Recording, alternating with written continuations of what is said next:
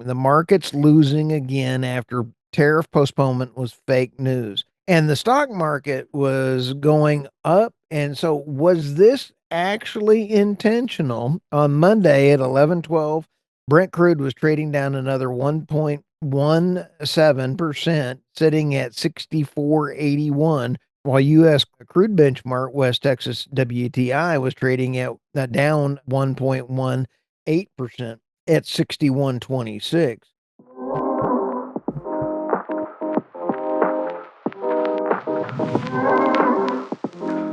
Hello, everybody. Welcome to the Energy News Beat podcast. My name's Stuart Turley, President of the Sandstone Group. It is just crazy out there on the news desk. Let's get rolling. Trump threatens 50% more China tariffs, teases talks with others. It's pretty exciting what's going on. Markets losing again after tariff proponent fake news. This was pretty interesting to watch what was going on, and it all ties into even to this next article. Oil boss says Trump administration better have a plan amid the rout. I want to go ahead and talk about this one for half a sec as well, too. Then we have how California's climate crusade fueled the Golden State's decline. I also want to just say to Governor Newsom, your actions are treasonous in your determination that you want to go ahead and try to talk about imposing non-tariffs for California only.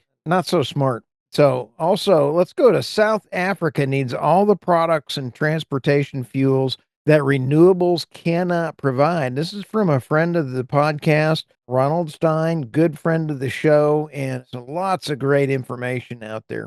But let's start with the first story here. Trump threatens 50% more tariffs and teases talks with others. This is understanding that the rest of the world has been tariffing the United States and has trade blocks against the United States for even trying to do anything. We've lost 90,000 factories in the United States. Try to put a pin on all of those, and you'll understand what President Trump is trying to do. He's trying to bring manufacturing back. So let's all take a deep breath and let's take a listen to some of these discussion points. If China does not withdraw its 34% increase above their already long-term abusing by tomorrow, April 8th, 2025, the United States will impose additional tariffs of China 50% April 9th. Now, as of this morning, China's stock market went down 10%. They are hurting. And when you take a look of them going, ooh, we're going to tariff the United States, they don't buy anything from the United States because they have already stripped out most of our manufacturing. So it's really a one-sided argument here. And this is kind of like OSU trying to beat up its big brother, OU, and that kind of a thing. It's just not going to happen. 50% charge would come on top of the 34% the president imposed on all Chinese imports. Now we're talking some serious bucks, and this is going to shut down the entire Chinese market. They are not in a very good situation. The message is simple for those who are ready to take a seat at the negotiating table and recognize they will no longer be able to mistreat America. Please come and join us. Listen to what he just said. This is simply a negotiation to get everybody to the big boy table. Pull your big boy pants on and let's start treating the United States like we need to be treated. And I'm all in on this. Now, this morning, somebody evidently leaked something out on the market saying that, oh, we're going to postpone these again. On, off, on, off. That's not what's happening. The market's losing again after tariff postponement was fake news. And the stock market was going up. And so was this actually intentional? On Monday at 11:12, Brent crude was trading down another 1.17%, sitting at 64.81, while U.S. crude benchmark West Texas WTI was trading at down 1.18% at 61.26. They are open sharp, really lower on Monday, making the third consecutive session. And when you take a look at how all this is playing out. This was from Charles Kennedy over at Oil Price. Good people over there on Oil Price. Recommend you follow them and subscribe over there. But when you take a look at what is we're really needing in the oil and gas industry, and the oil and gas industry, as I talked about with Irina Slav, Tammy Nemeth, and David Blackman on the Energy Realities podcast Monday morning, and that is I think that we will see a steady increase in oil, and especially if China's economy remains stable. And if India continues its growth path, we are on track again for the $75 to $80 oil again by the end of the year. And it's because we do not have enough capital into drilling. It's supply and demand. Drill baby drill is not going to happen again. We're here now because just of the way the market timing and everything else is. But drill baby drill needs really $70 oil in the Permian, and Saudi Arabia really needs $80 to $85 based on their budgetary thing. So the world is not going to revolve around $50 oil anymore.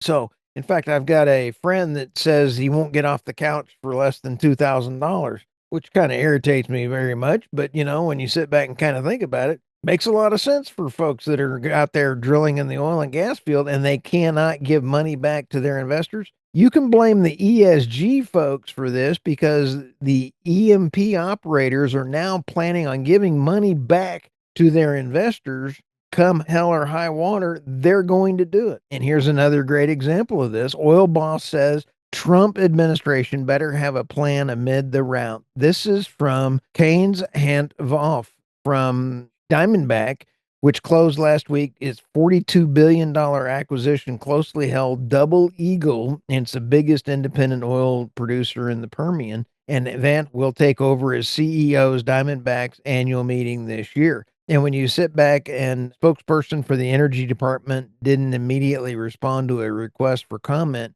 his comments are among the first public statements from executive in the shale business. When you sit back and say, well, on the bright side of all this mess, we might get back the old hashtag EFT back, A, energy cynic, and A, at street bomber.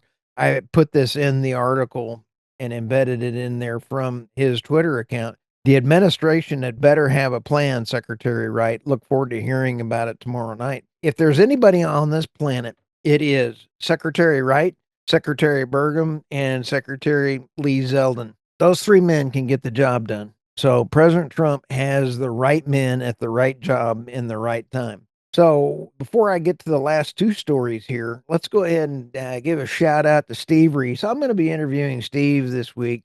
And I really appreciate everything that they're doing over at Reese Energy Consulting. So if you go to reeseenergyconsulting.com, if you are in the oil and gas space and you're looking to ship your product out, or you're in a Bitcoin and you're wanting stranded LNG, stranded natural gas to drop in a Bitcoin mine, give them a call. If you are a AI data center and you want to build a data center, look first where the pipelines are in the United States. Pick one, and you'll be able to build a power plant there. And in fact, President Trump even said that today in the White House. He said he's got a lot of power plants coming in. I'll go into that in another article later. So, Reese Energy Consulting, thank you for your sponsorship of the show, and looking forward to our podcast.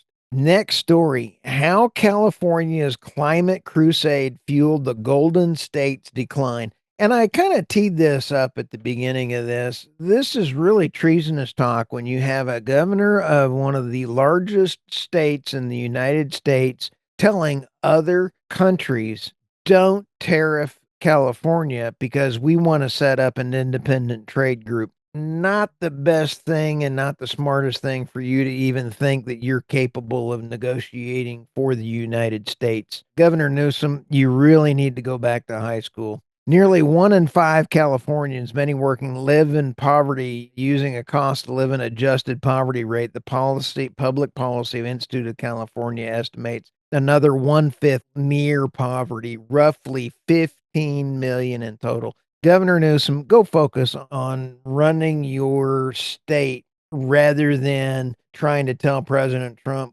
to do things that Republicans have failed to do when they've been in power for a long time. California progressivism today embraces many causes: undocumented migrants, transgender kids, reparations for slavery, but nothing shaped the state contemporary policies more than recent years than a commitment to what Newsom described in 2018 as climate leadership.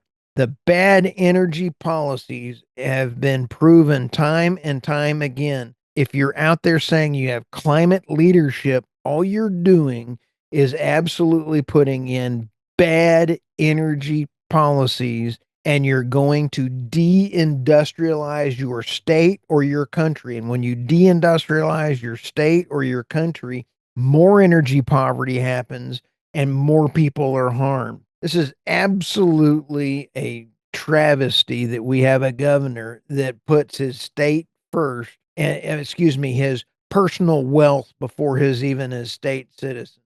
So, with that, let's go to the next article here.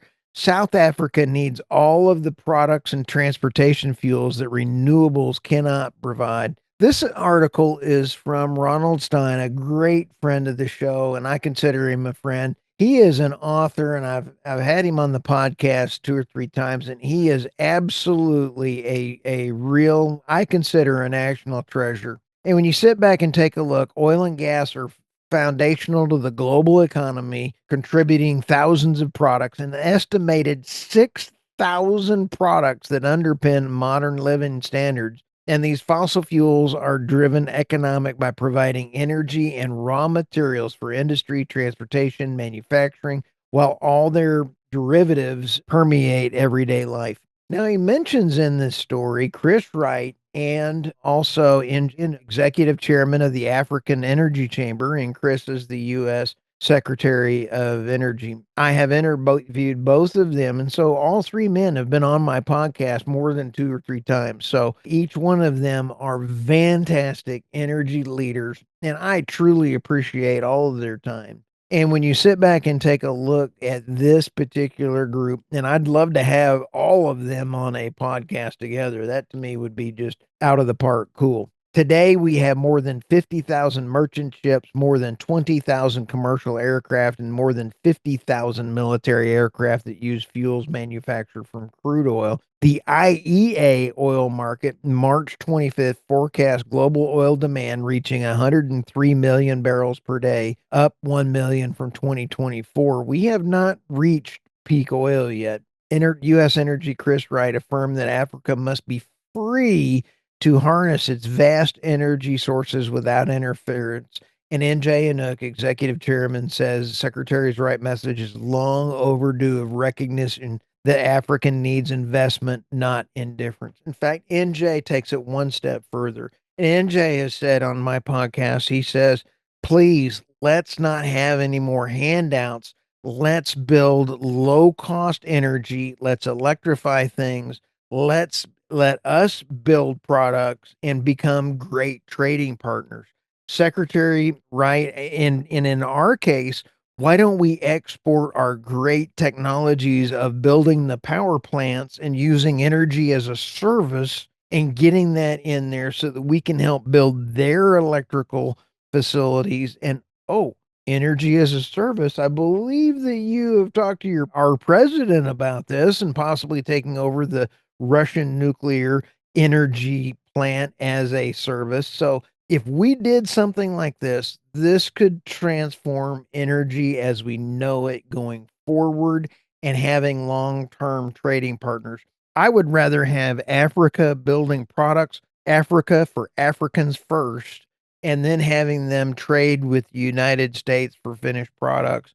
And then we could help them get them, and we would have actually a great trading partner. So, with that, thank you again for the Steve Reese and everyone. It has been a crazy day on the news desk. Buckle up. We're going to have some more fun. And I think that President Trump is on the right track. He still needs some help trying to end the war with Putin, and his staff does not understand what's important to Putin. What's important to Putin is having a trade partner, and that will get him to the table. You're not going to get President Putin by threatening and saying, I'm mad at you. You've got to get him to the table and say, let's do business. President Putin wants to do business with President Trump. Let's let it. Let's end the war and save people's lives. So, with that, read this to your friends, read this to your pets, your dogs, hug your kids, and have an absolutely fantastic day. Thanks.